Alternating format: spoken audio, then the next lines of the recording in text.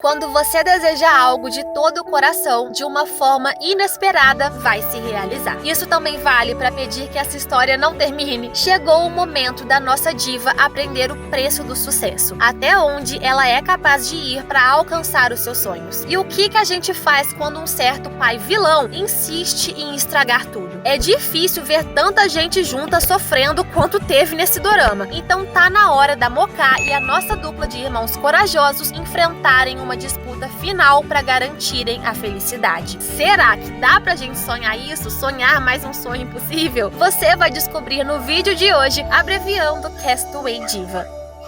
Toque, toque. Quem é? É o Bugyor, aparecendo de surpresa para confrontar o pai em seu apartamento. A princípio, o energúmeno parece feliz em ver o filho, mas logo isso se transforma em raiva ao descobrir que o Bugyor tá gravando a conversa. Ele imediatamente espanca o filho por causa da sua traição e eu só conseguia pensar: pelo amor, olha o seu tamanho, menino, um guarda-roupa 6 portas, enfrenta esse cria do capiroto. Mas ele tinha um plano. Esse comportamento violento e desequilibrado do pai era exatamente o que o nosso menino queria. Quando a sessão de pancadaria acaba, o Bugyor saca um segundo gravadorzinho e conta que aguentou tantos anos de violência, não porque era fraco, mas porque estava registrando as agressões que a família sofreu. Ele ameaça usar todas as evidências coletadas para denunciar o pai caso ele não deixasse a nova família em paz. O Brutamontes deveria esquecê-los de vez e seguir em frente também. Parecia que o Bugyor tinha esperanças do pai ter mudado, mas viu que não tinha salvação mesmo. Sempre sofrendo calado, ele finge estar bêbado para fazer o irmão acreditar que aquela coletânea de machucados foi por causa de um escorregão. Se o Urrak já não estava convencido disso no início, fica ainda mais difícil acreditar quando rapidinho seu irmão se recompõe da embriaguez para defender a Moká de pessoas mal intencionadas na rua. E quando ele prova estar com o reflexo perfeito, escapando de um pirulito arremessado. Então, o Urrak e a Moká exigem saber quem o bateu. E aí o nosso querido não tem escolhas a não ser admitir toda a verdade, sem saber que o seu pai adotivo também escuta tudo e toma ali uma decisão importante. Depois que o Urrak vai pro quarto tremendo de raiva e de medo, o Bugyor desaba toda a sua fragilidade com a Moká, admitindo estar com medo das coisas drásticas que poderia fazer caso visse o pai de novo. Sempre sendo a luz no seu mundo escuro, ela o conforta, jurando que isso nunca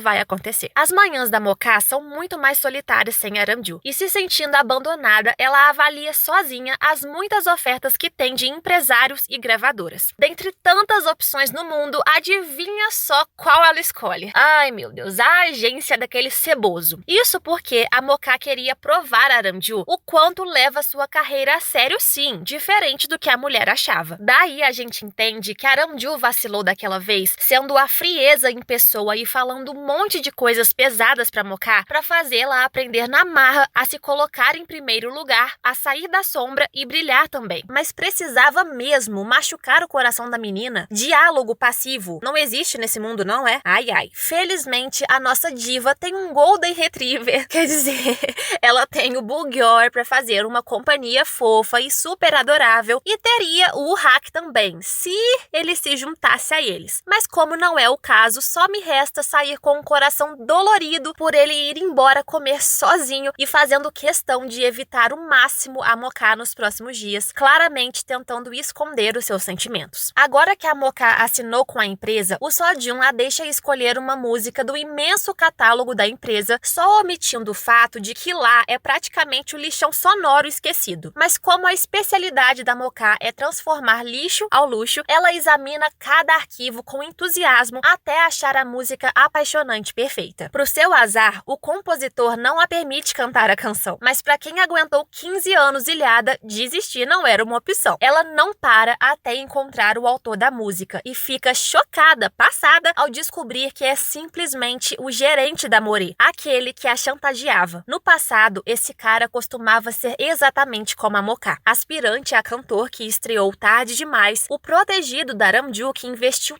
tudo nele por acreditar no seu talento. Mas depois de anos de luta, ele desistiu do sonho por não alcançar tanto sucesso quanto a Mori. É por isso que hoje em dia, ver o otimismo da Moka o irrita tanto. Mas nem ele consegue odiar a diva por muito tempo, porque ela trabalha em melhorias na música junto com o Bugyor até convencer o gerente que a arte dele não é um lixo. E bem, todos os funcionários naquela pequena apresentação percebem isso, o que inevitavelmente o emociona demais. Assim como ele não sabia o seu valor, a Moka também não soube que a música que ensaiou com um amigo foi um rearranjo feito especialmente pela Ramju a pedido do Kyo. Então sim, a Ramju não desistiu da sua pupila e foi além, reescrevendo seu contrato com o presidente. Ela vai desistir das ações em troca de ser produtora do álbum de estreia da Moka. Enquanto isso, o Urrak não desistiu do jornalismo investigativo nem de colocar o pai monstruoso atrás das grades. E a chance perfeita para fazer isso acontecer são as filmagens da câmera do seu carro, que mostram o maluco plantando as vespas no carro do amigo do Kyo. Mas antes que a polícia tenha tempo de agir, o surtado invade a casa da nossa família e encurrala as mulheres sozinhas. A mãe tá simplesmente em estado de choque por ver o seu pior agressor exigindo que a família volte a qualquer custo. Então, a Moka corajosamente toma a frente da situação. Ela não se deixa intimidar pela raiva do maníaco e nem pelo seu medo começando a aparecer e chama a polícia. Apesar dela tentar afastar o Kyo pra longe de casa, o sexto sentido dele fala mais alto. E assim que vê a câmera de segurança pelo celular, não demora pra correr ao resgate. Mas quem chega primeiro é o pai de ouro junto com o Hack. A única arma contra a nossa família seria os expor por roubo de identidade. Mas ele já tá atrasado, meu amor, porque o melhor pai do mundo já se entregou pra polícia. Agora que a ameaça não tem mais poder nenhum, o nojento se enfurece e parte pra violência como sempre. Mas o seu filho é mais forte agora, não é uma criancinha aterrorizada. O Hack protege a Moka de se machucar quando ela é empurrada e quase não consegue controlar o seu trauma reprimido vindo à tona. Ele imobiliza o monstro e tá pronto pra atacá-lo, mas a Moka o impede de chegar ao extremo. E pra minha surpresa, um milagre acontece. A polícia aparece pra fazer o seu trabalho, levando o asqueroso sob custódia. Então, quando o Bugyor chega em casa, tudo já acabou, graças a Deus. Ele só precisa cuidar da Moka, que depois de toda essa adrenalina, entrega o seu corpo à fraqueza e ao choque. Enquanto ela aconselha que o nosso menino não despedisse uma mínima emoção com aquele pai que não vale nada, o Hack sai do hospital com o ombro imobilizado. Mas esse é o menor dos ferimentos, pelo menos fisicamente falando. A confissão veio na hora certa, porque os restos mortais da verdadeira família Khan foram encontrados no rio. E apesar de todos cooperarem com a polícia, a notícia se espalha como um incêndio, destruindo a vida dos nossos protegidos. Os irmãos entregam as suas demissões e os vizinhos se reúnem para tratá-los pior do que cocô de cavalo, difamando ainda mais a reputação das vítimas. Meu Deus do céu! E já que não dava para eu entrar na tela e dar um pito neles, eu agradeci imensamente pela Moka fazer isso no meu lugar, sendo perfeita e dando uma bronca nos ingratos do bairro. Mas infelizmente também existe uma decisão difícil esperando por ela. A Moka corre o risco de ser envolvida nesse escândalo porque soube do roubo de identidade, e isso seria muito prejudicial para sua carreira, que ainda nem começou. Por isso, a Ramju dá literalmente um ultimato. Ela vai produzir o álbum da Moka desde que a garota provasse o seu desespero. Em outras palavras, desde que a Moka cortasse os laços com o Kyo e com a sua família. E ela tem um dia pra decidir isso. Que maldade, sério. Como que pede pra alguém abandonar as únicas pessoas que a acolheram? Ainda por cima, chamou o Kyo pra ouvir toda a conversa de propósito, sabendo que ele faz de tudo pela Moka. E o pior de tudo é ter que concordar que a Ramju infelizmente tá certa. Esse mundo do entretenimento que se lasque, que se exploda por fazer as pessoas escolherem drasticamente entre coisas tão injustas. Caraca! Então, claro que não é uma escolha fácil pra Moka. Dá pra sentir o quão doloroso é pra ela decidir não desistir mais uma vez e arrumar as suas coisas pra ir embora naquela noite. Dói saber que um dia o Kyo foi o caminho da Moka até a Ramju e agora ele precisa sair do caminho pra que as duas trabalhem juntas e realizem o sonho da garota. E como ele continua o mesmo ser bebezinho iluminado de 15 anos atrás, ele faz tudo o que pode. Desde que a Moká foi encontrada na ilha, o Kyo alugou simplesmente uma kitnet para ela e agora chegou o momento de abastecer o lugar para que ela tenha onde ficar, já que saiu do terraço. O Kyo a entende completamente e a incentiva a perseguir o seu sonho. Se as coisas não derem certo, ela sempre será bem-vinda de volta. O quartinho no terraço ainda vai estar esperando por ela. Ah, não tá dando. Infelizmente, eu vou ter que me jogar pela janela nesse exato momento de tanta tristeza. Toda a família fica chateada pela Moká ter ido embora, mas com certeza ninguém mais que o Hak. O seu pai o encontra chorando no quarto vazio da garota, lamentando que todos o deixaram no escuro pensando que ele era o Kyo. Se ele soubesse desde o início que o irmão era o amor de infância da Moká, ele nunca teria se apaixonado por ela. Agora, ele não consegue parar os seus sentimentos e só o resta soluçar com o coração partido no ombro do pai. Ai,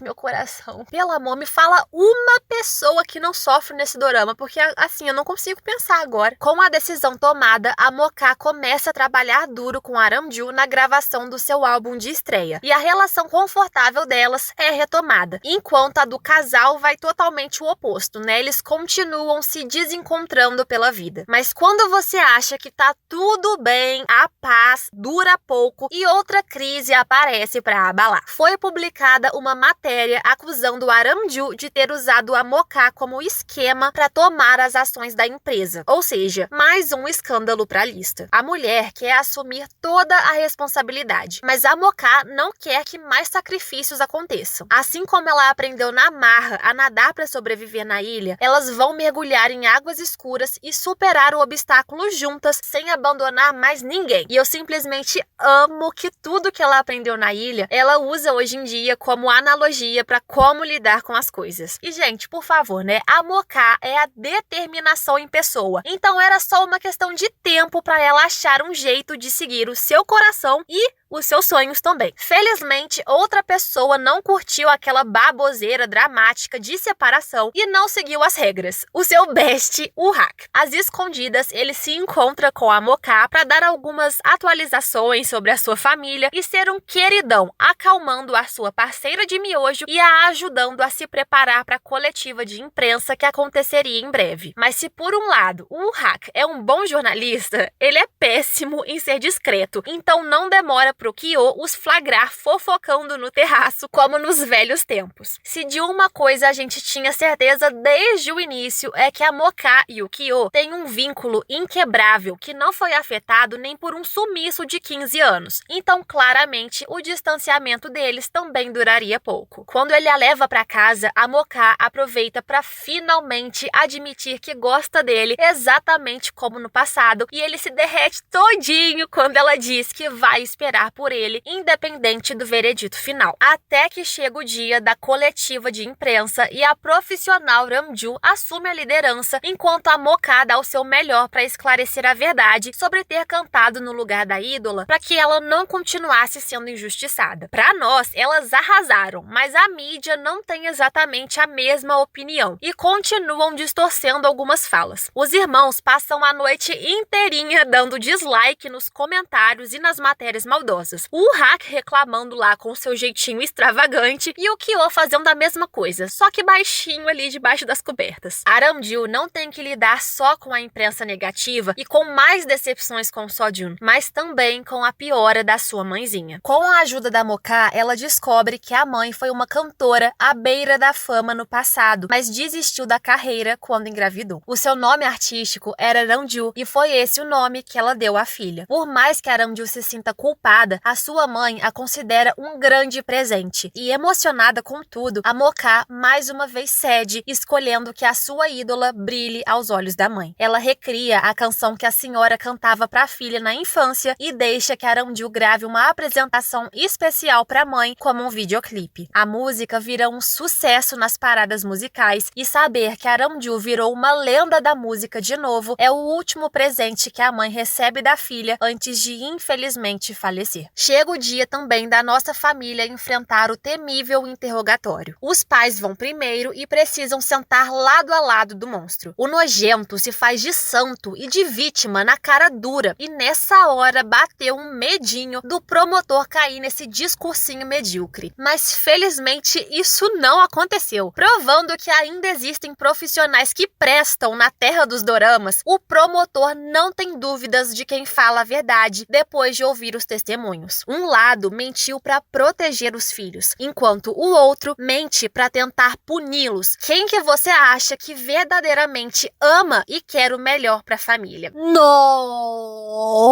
salva de palmas para essa lenda! O promotor termina de ver razão para as ações desesperadas da nossa família quando chega a vez dos meninos serem interrogados. O maldito fala como se fosse um ótimo pai, mas ele não contava com outra testemunha surgindo contra ele. O amigo do Kyo, daquele acidente das vespas, que acordou do coma felizmente e depõe por telefone naquela hora mesmo toda a obsessão e violência do cara. E isso é o fim para afundar o monstro no buraco que ele mesmo criou. E só prova como é satisfatório ver gente ruim se dando mal. A Moka, uma princesa toda perfeitinha, finalmente se reúne com a sua família improvisada do lado de fora do tribunal, com guarda-chuva para todos e despejando um monte de palavras encorajadoras. Provando que é uma pessoa muito melhor que o asqueroso merecia, a mãe leva um guarda-chuva para o ex-esposo como sinal de que todos se afastariam dele para sempre. O veredicto final chega alguns dias depois por correspondência e todo mundo fica em êxtase por saber que foram inocentados de todas as acusações e podem voltar às suas vidas. O Kyo aparece com o maior sorriso que a gente já viu e depois de rodar a Moka 300 mil vezes, ele recebe o segundo presente do dia em forma de um beijinho que me fez soltar gritinhos agudos e quase pedir desculpa por estar atrapalhando o casalzinho ali. Finalmente, os dois estão livres para ficarem juntos depois de sofrerem mais que trabalhador brasileiro enfrentando o metrô na segunda-feira. Daí é claro que a ocasião pede por uma festa comemorativa, né, com direito aos amigos de ensino médio convidados. Enquanto todos conversam e relembram o passado, o Hak e o pai vão buscar o bolinho, mas a felicidade de pobre dura pouco mesmo. Quando achamos que tudo tinha se encaixado, os roteiristas me enfiam aquele maluco que já era pra estar preso pra esfaquear o nosso pai de ouro no meio da rua. Na sua cabeça doentia perdedora, se ele não pode ter a família, ninguém mais poderia. Sério, gente, eu fiquei uns bons segundos olhando pro teto, em estado de negação por estarem tentando matar o melhor pai do mundo do jeito mais traumático possível no penúltimo episódio! Enquanto todos correm pro hospital, o desgramado deixa um bilhete de suicídio ridículo pra família, dizendo que todos vão ficar presos ao seu sobrenome e depois ele se mata. Sobra ao Kyo reconhecer o corpo, chorando de raiva por estar sendo aterrorizado mesmo depois da morte do verme. Geralmente, eu não gosto quando escolhem a morte como o caminho mais fácil pros vilões, mas eu tava tão de saco cheio desse cara que eu agradeci por se livrarem dele de uma vez. E no final das contas, o maldito teve o seu golpe fatal, ficando sozinho na vida e na morte, porque o nosso herói, na sua inconsciência, escuta cada palavrinha de incentivo das pessoas amadas e recupera as forças para acordar e ficar ao lado da sua família até o final. Essa é a hora que eu preciso pedir desculpas por ter xingado até a 10ª geração dos roteiristas antes. Agora, a mamãe e o papai podem finalmente oficializar um casamento legal e os meninos adotam o real sobrenome do pai. O Bugyor agora é Ikkyo e o Hak é o Icheo. Os dois são recontratados nos empregos e os pais reabrem o salão com muito sucesso, podendo criar novas memórias felizes porque o mundo é justo, caraca! E depois de todo esse tormento, o Cheo decide ser ainda menos sutil que antes e se expressar plenamente. Toda a família fica assustada ao ouvi-lo dizendo regularmente o quanto os ama e distribuindo abraços apertados e beijinhos no ar, né? No caso do Kyo, que não o deixa ser meloso. Eu amo esses irmãos sendo tão irmãos. O Cheo faz o seu papel como o mais velho, aconselhando que o Kyo pare de reprimir tudo, porque pode se arrepender. E essa é uma sugestão que ele leva bem a sério, começando por assumir que também ama o irmão, para depois abrir o seu coração para Moka. Ele admite tudo o que fez na vida para encontrá-la, sem saber que sozinha ela já tinha catado as pequenas pistas e sempre soube dos esforços dele. É assim que os dois concordam que nada do que viveram foi coincidência, mas sim destino. Mesmo que o sorriso da Moka ainda faça loucuras no coração do Cheo, ele decide não se expressar e recua graciosamente, deixando que o irmão e a cunhada vivam o amor que merecem. E eu só espero que ele supere isso bem rápido, porque senão vai ser só sofrimento pro coitado. Com a situação familiar resolvida e todos realizando os seus sonhos, só falta você, né, senhorita Moka? Ela se concentra em compor músicas que simbolizam os seus sentimentos mais profundos, mas é pega de surpresa pelo Sojun querendo trocar a sua música com a da Mori. Essa é uma decisão que nenhuma das envolvidas está a fim de tomar inicialmente, até ouvirem as canções uma da outra e gostarem, concordarem que se encaixam com as suas personalidades. Aramju não confia no presidente, porque, né, o histórico duvidoso dele não deixa. Mas ele aposta alto, prometendo renunciar tudo se a Moka não tiver sucesso. Eu já tô tão saturada desse rolê todo aí de ações e da sua fuça, que por mim você pode engolir essa empresa com angu se quiser. Eu só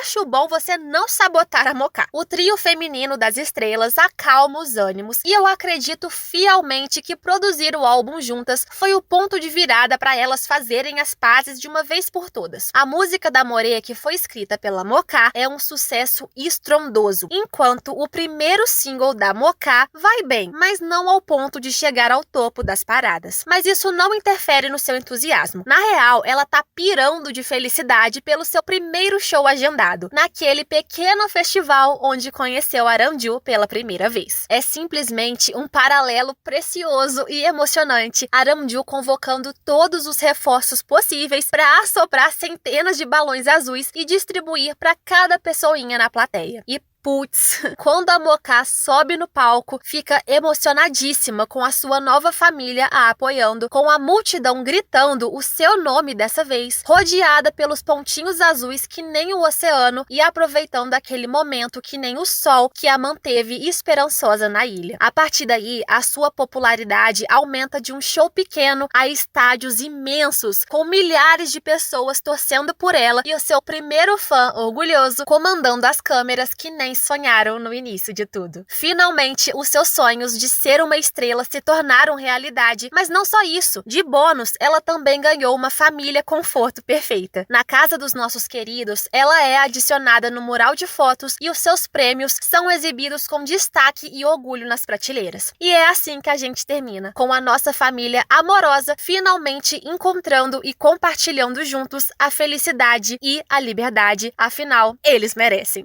Acabou!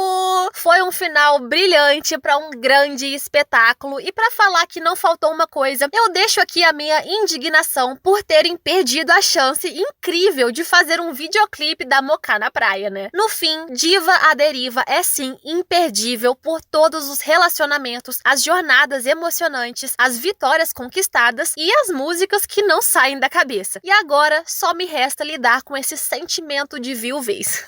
Foi ótimo acompanhar mais um dorama do início ao fim com vocês, e eu espero que vocês tenham gostado tanto quanto eu. Até o próximo vídeo e tchau!